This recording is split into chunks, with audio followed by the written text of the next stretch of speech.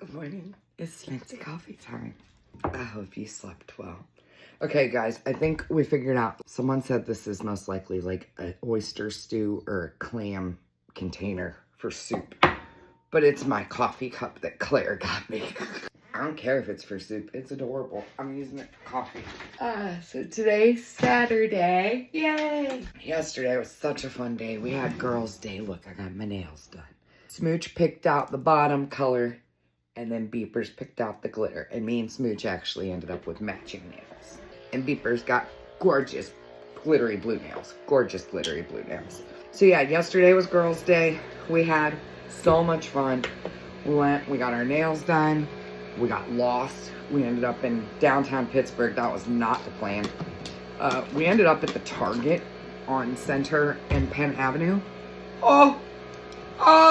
I am not a city girl. You know, when I say like born and raised in Akron, Ohio, I was born and raised in the fucking ghetto. The ghetto. Not downtown. Definitely not downtown. That Target that we accidentally ended up at, because we had to go find Beeper some school shoes, okay? It was like we were in New York City, which I have guarantee you figured out in my heart of hearts. I never want to go there. If there's that many, there's probably more people in New York City than were inside that Target. The girls were like, Smooch was like, Aunt Des, I've never seen this many people. I was like, I know, girl. I know. But anyways, the girls did so good. And I was nervous because when we went to get our nails done, they started me first. They started my nails, and then they like came over and they took Beepers. And I knew Beepers would be okay because she's a social butterfly. But then they came and took Smooch from me. And that's when Aunt Desi started to panic a little bit, because I was like, I can't see her. I'm sitting there getting my nails done, and I'm like, where are the babies? I'm like, you know, straining my neck to see these babies to make sure Smooch was okay, because Smooch has, you know, she gets anxious sometimes, and I was just so worried about her. I get my nails finished. I walk over. That girl is sitting there happy as a clam. She's sitting there happy. She goes, hey, Aunt Des. And I was like, are you okay? And she was like, yeah, I'm just getting my nails done. So I was freaking out and she wasn't. Aunt Des was the one tripping. But everything turned out great. I told her, I said, I am so proud of you smoochers, because she didn't freak out. She didn't freak out. And she's, you know, they start school this week. So Aunt Desi did promise them a day, and we went and had our day yesterday. After we did that, we went and got our nails done. We went to Target. Then we went and got dinner. They wanted pizza, so we took them to Caliente. Cheese pizza, they're simple. You know, it's so funny because their parents are chefs and they own a restaurant. You ask them what they want for dinner, cheese pizza. Okay. I'm not going to judge. Caliente, though, has bomb-ass pizza. They win all the awards in Pittsburgh for good pizza. Yum, yum, yum. So, yesterday was a fun day. And then I accidentally stole the car seats. I do that. I just need to get my own set of car seats. I do that all the time. I was infamous for doing it with Giovanni. It got to the point with Giovanni where I did buy my own car seat for him. Because it was like, my bad, bro. I just keep stealing your car seat. It's been a while. But one thing I learned is that Desiree now with children is different. It's different. Okay, so let's go talk. We'll talk. I sit down, enjoy my coffee, you know? We deserve that. We deserve it. I love coming out here to this living room. It's so peaceful. So peaceful. Let's turn some lights on. Oh, yeah, that's nice. That's nice. That sounded so weird. That's nice. Okay, so listen.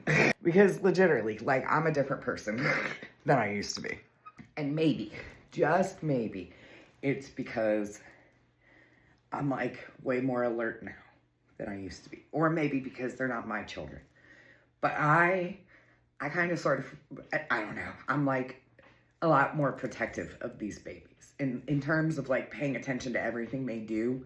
Maybe also it's because they're like Smooch and Beepers are girls and I raised boys. And they just like, boys live on the edge.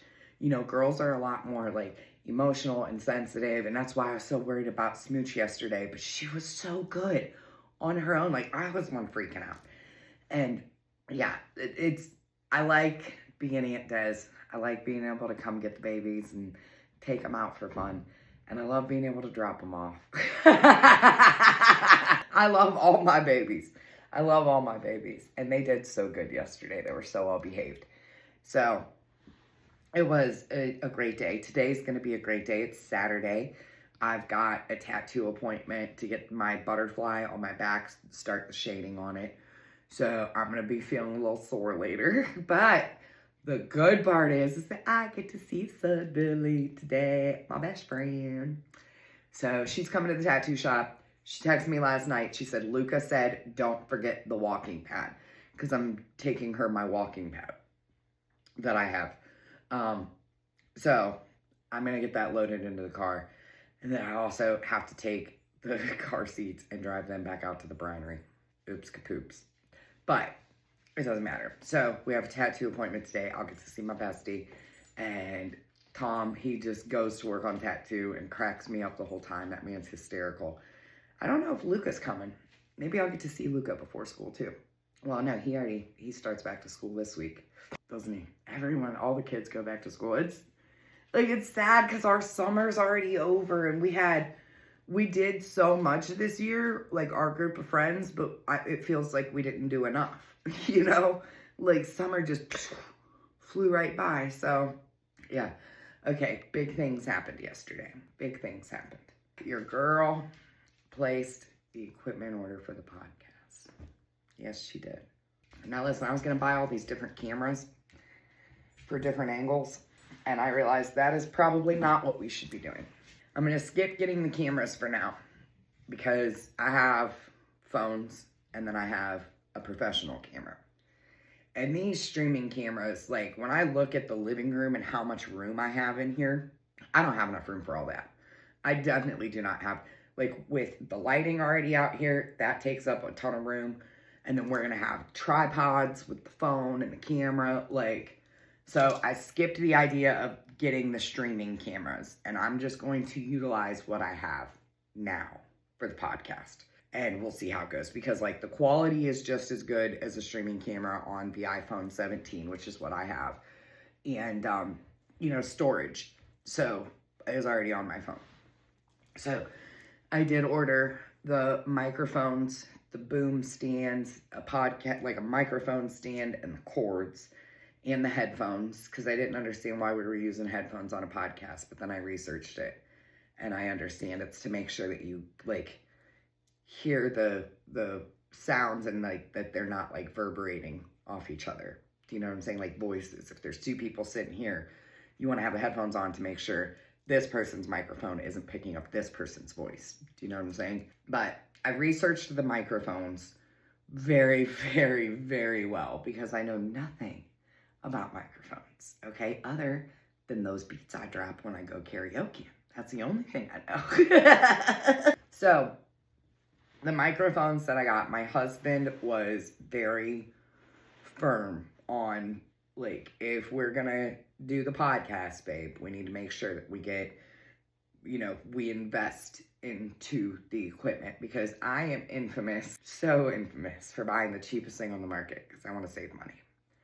And this is my fault that he's like this, because I can't tell you how many ring lights I've went through as a content creator, probably about 30.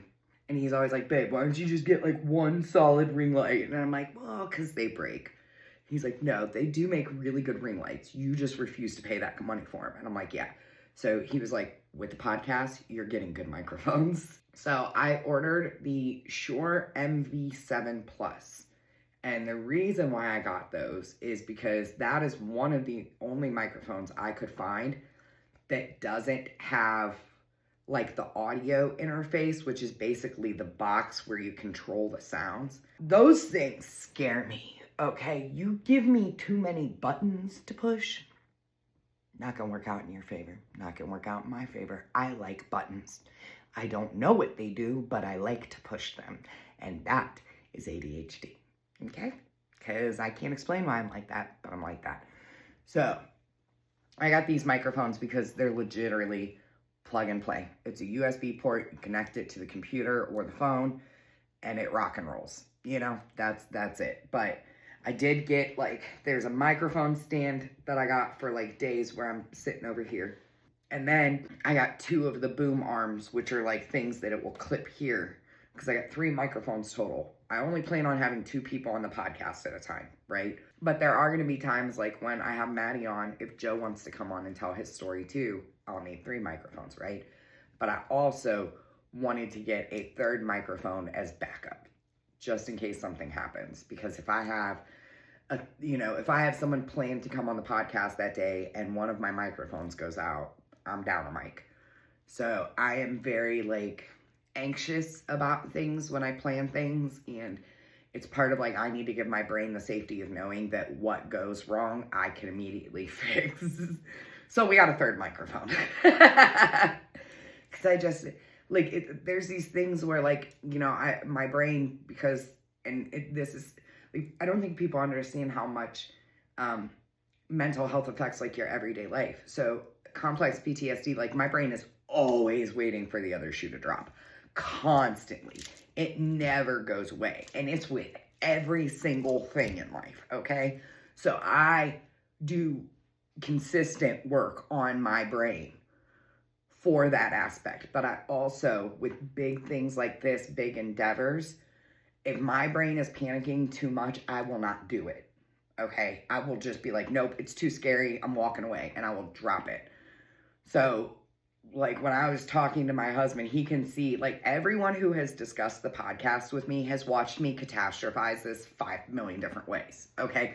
And I'm not kidding, I'm a very positive person, but you can't turn off complex PTSD in the way your brain reacts.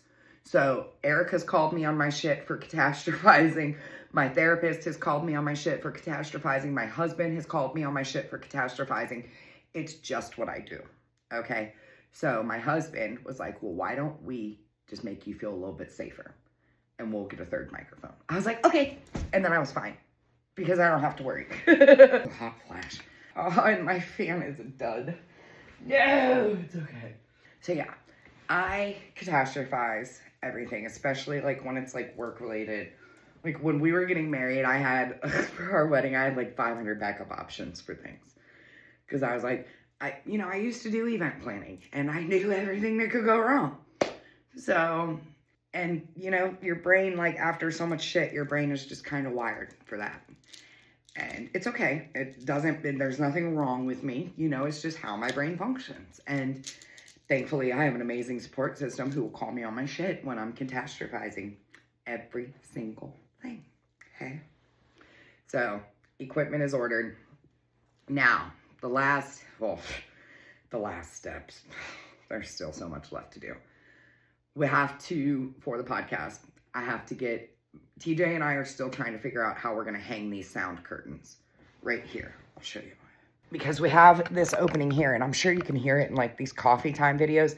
Just sitting next to that opening right there, there's an echo, right?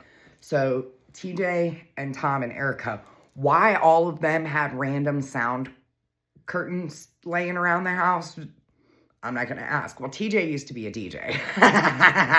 There's nothing my best friend can't do, I swear to you. He is legitimately the jack of all trades. Okay, so anyways, TJ used to be a DJ, and he would drop some beats. So he had sound equipment. I don't really know why Erica and Tom had it. But, maybe they were just trying to make things a little quieter. We never know. So they gave me the sound curtains. So TJ and I are trying to figure out how we're going to hang up those sound curtains. Because I also have these. Boom. See those? Those I got at Ollie's. They were $30 a piece. They're dividers.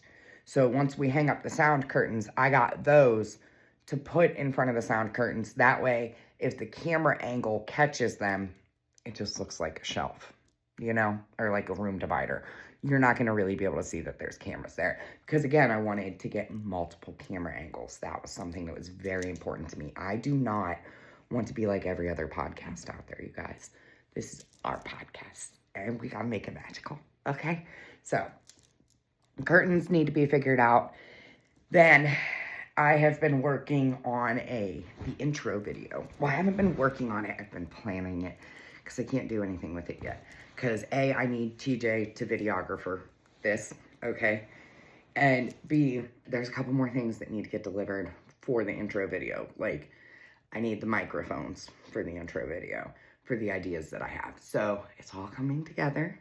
And we're thinking website launch mid-September, podcast launch a couple weeks later, as long as everything goes good. I've got the schedule written out for the podcast for the very first season. I am well, it's a tentative schedule. It's not like guaranteed because there's guests coming on and I need to make sure it's okay with them. I'm very, very, very nervous. And my husband and I were talking.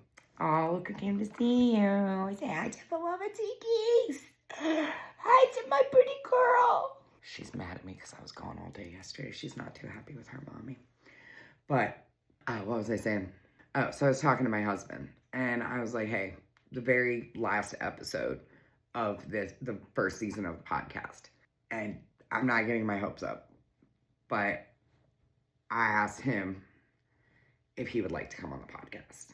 And if you know my husband, you know I have been doing content creation for over 6 years. And he has never wanted to be a part of my page.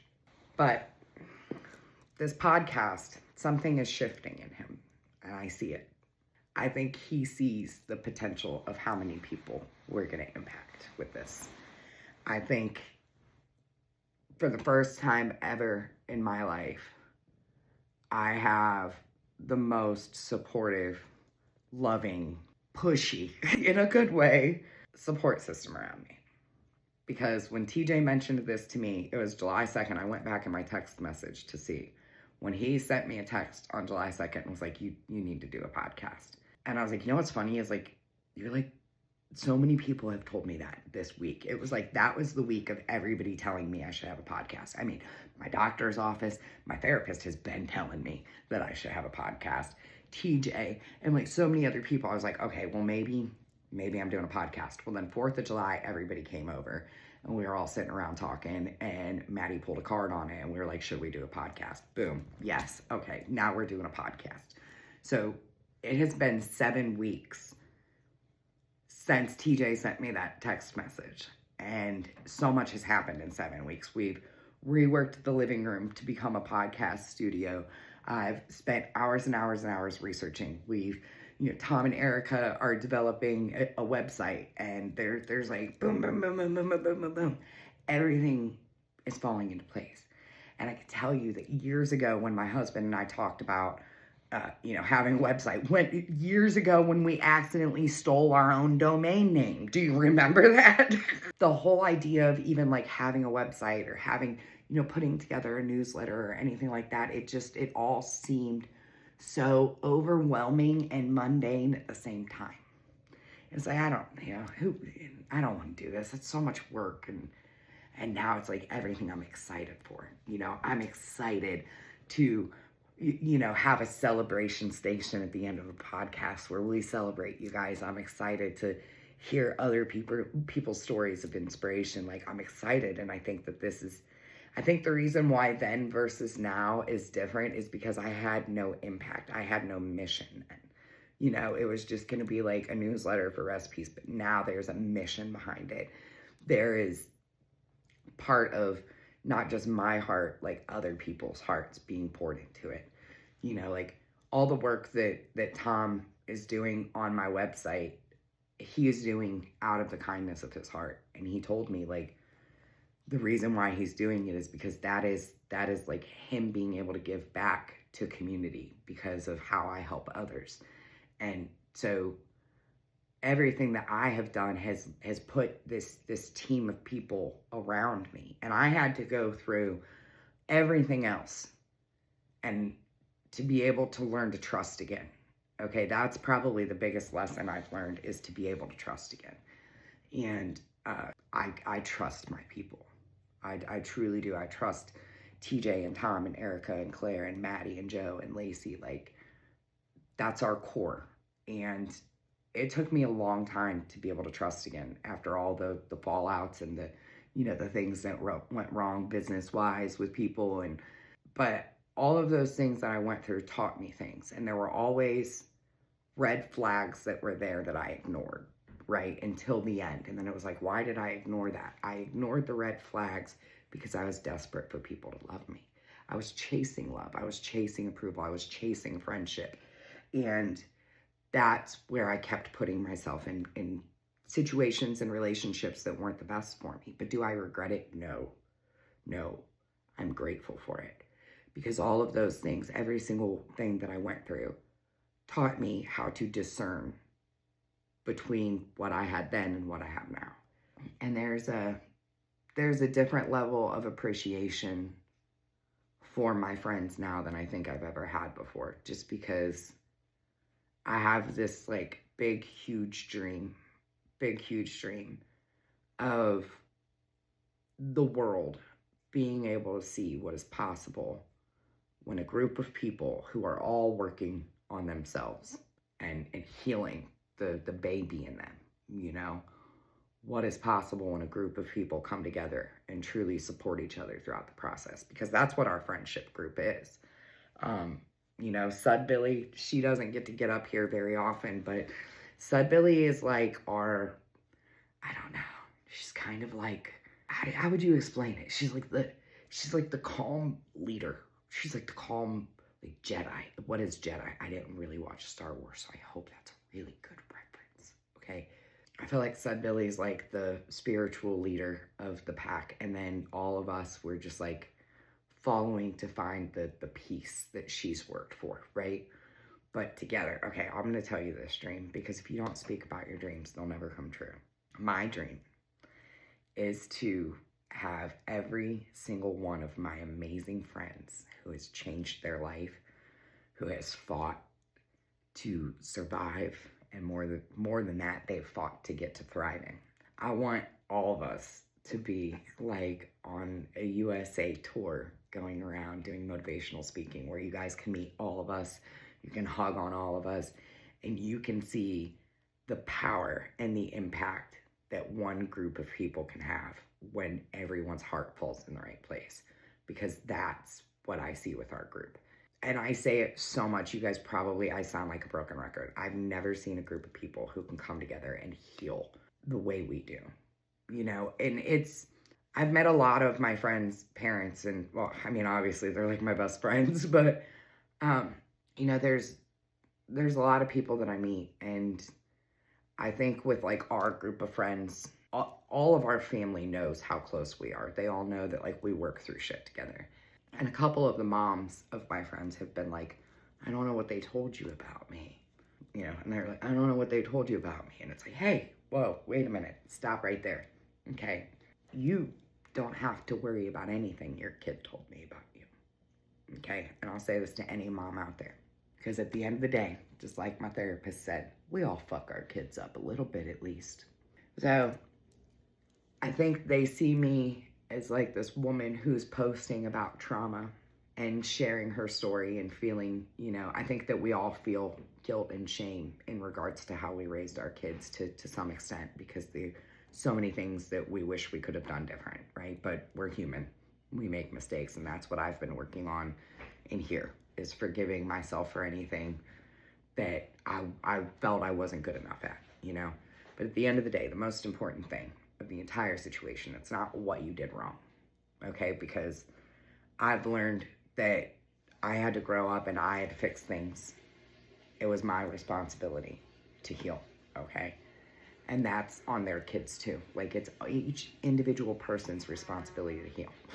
My husband's like, but what you can do is understand that it's okay not to be perfect, and you can forgive yourself, because the only thing that matters is these babies survived. That's it. You got them there. And Jesus, Jason. Sorry. It's okay. I'm gonna have to put that one on the loop track. He said he's making us money. I love my husband. The most important thing is that you survived, right? So any mom that's out there, just know, when we share our stories, and I'm also getting to the point where like I'm working towards forgiveness for my bio mom, because I realized decisions made in survival mode, they're not always the right ones, but it happened. Lessons were learned. There's always going to be a silver lining there. And I'm working my way through forgiving that. I've learned that as someone with complex PTSD, it is 10 times harder to move on from the past because the past is always replaying in my head. But what I am working on is no longer holding space for anger in that, in terms of my biological mom. And that's very, very, very, very hard to do. And this is 100% transparency. It is very hard to do. But I keep reminding myself that decisions made in survival mode were never purposely meant to hurt me. It was a catastrophic consequence, right? And maybe that's something that can help others, is like you can learn to forgive yourself because of decisions made in survival mode. And I'm working towards that with my bio mom, and even with like my dad, and it's hard. But if anything, like, I deserve that peace. I deserve to let go of it, but sometimes it just gets really frustrating with the constant loop in your head. Like, I tell my therapist all the time, I'm like, Sabrina, I'm just exhausted fighting my brain. I do really good, but then, when shit's like falling apart and burning down around me, I get exhausted. So, all right, what time is it? It's 6:07. I have to go get ready for the gym. It's Saturday morning. Saturday morning workouts are my favorite. I don't know why. It's not as busy in the gym, and I just like go in and crush it. So I'm gonna go get my workout in and then come home. And yeah, I think that's all. Okay. All right, 3 things I am grateful for. Tattoos, because I'm getting mine shaded in today. Second thing I'm grateful for are days out with these babies, my friends' kids that I get to love on and just get to be the fun in it and, give their parents a break. That makes me feel good to be able to give their parents a break. Even though yesterday Maddie was getting her butt kicked at work. If you've never been to the Brinery and gotten their fried chicken, you should go check them out. She's going to punch me in the face, probably, for saying that. They had like an hour and a half wait on fried chicken last night.